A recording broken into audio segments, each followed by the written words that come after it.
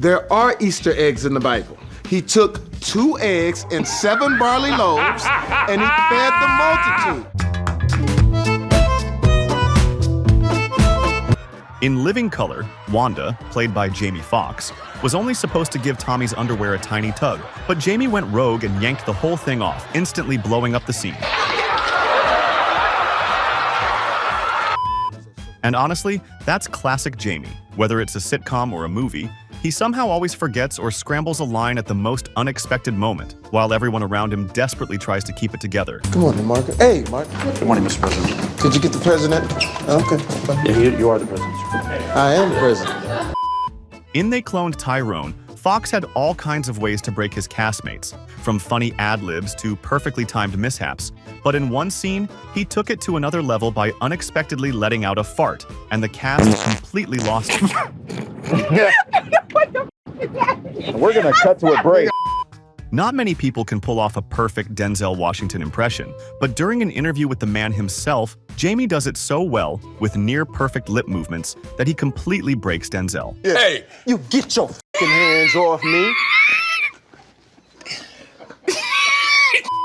On the Jaime Foxx show, there's a hilarious moment where Speedy can't get through the judge's over-the-top name, and the more he tries, the worse it gets. The Honorable Judge Lucretia, LaShonda. Every failed attempt just sends Jaime and the rest of the cast laughing even harder, with Stan literally falling over laughing. Lakeisha, LaShonda, Jackson. Lakeisha Russian. What'd I say? In They Cloned Tyrone, even with all the serious mission stuff going on, Jaime and Tayona were always looking for ways to have fun. So when an awkwardly silent elevator moment popped up, the duo just couldn't resist breaking into a song. With all this bullshit, Stu, gonna be damn, you know what I'm saying? John Boyega somehow kept a straight face through most of it, but Jamie's improvised humor finally got to him during the car scene. I heard you live in a colder nutsack.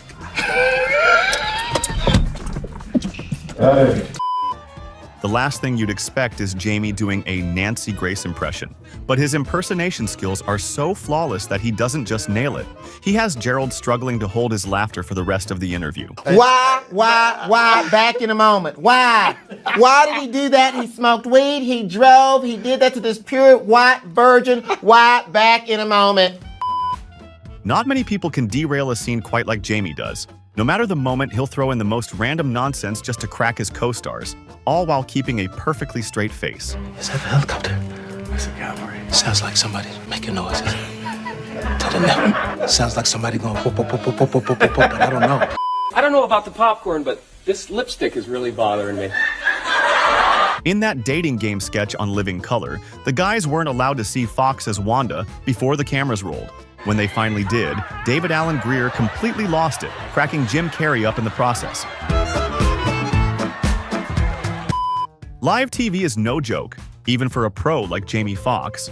During Live in front of a studio audience, he totally flubs a punchline, but instead of getting embarrassed, he flips it into pure improv gold. So all is live.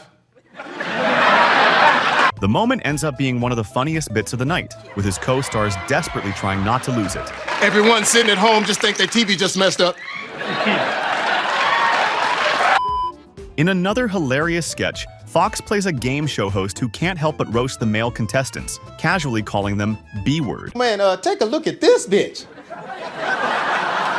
He gets so caught up in the moment that he even slips up and accidentally uses a slur toward one of the women contestants as well. Okay, now, for the lady bitch. On White House Down, Foxx had a habit of drifting so casually off script that no one could tell if the scene was still rolling or if he'd gone full Jaime mode, right up until someone cracked and gave the whole thing away. I know what it is, but we gotta get out of here. I don't like tight places. Look, we got enough problems. I can't worry about your claustrophobic.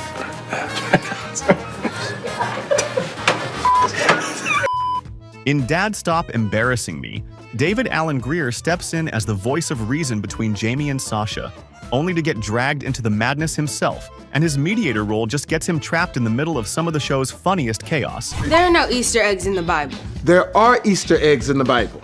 He took 2 eggs and 7 barley loaves, and he fed the multitude.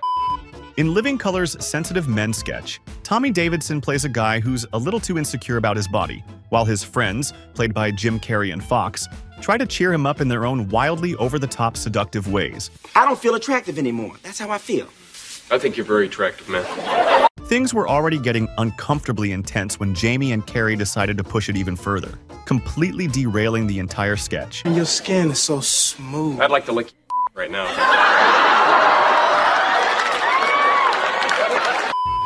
In They Cloned Tyrone, Fox's character is already packed with sharp one-liners, but not all of them made the final cut.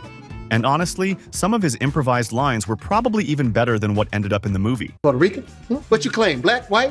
Where you get the afro? It's your beige ass. Got that tapioca skin on. Slap the black into your ass. In Horrible Bosses 2, Foxx plays a murder consultant with a tough, intimidating vibe. But all of that disappears the second he takes a sip through a straw. Ooh. Watch that. Shut up. I feel bad for the glass. In Season 2 of The Jaime Foxx Show, Mark Curry was known for his no-nonsense persona. But in Episode 10, he accidentally slipped while going after Braxton, and the sheer physical comedy left Jamie and the rest of the cast desperately trying to hide their faces. And if that wasn't enough, he slipped again in another episode, nearly breaking the entire cast yet again. One of y'all laugh, you ain't gonna graduate. In Dad Stop Embarrassing Me, Foxx was already finding awkward ways to land himself in embarrassing situations. But in one scene, he casually blurted out the wrong character's name, instantly sending laughing chaos across the set. You know, I've slowed down considerably since Chelsea has been here. You know what I'm saying? Since Chelsea. Jamie, you said Chelsea, but that's not the right name. In They Cloned Tyrone, with Foxx in any scene, the breaking character energy was so high that sometimes all it took was a deadpan look from Jamie to throw his co-stars off. I'm gonna find me a man who is... The last thing you ever want to do is mess up a take when Jamie's around. So when Damon Wayans slipped up, he immediately became the target of some hilarious Jaime Foxx improv. Start with the letter A. Yeah, boy. Hey, homie, that's the D. If I may, Ding Dong. Call me Dom. No. From movies to shows, Jamie has done countless comedic moments, but never has he broken character quite like in the SNL sketch Ding Dong.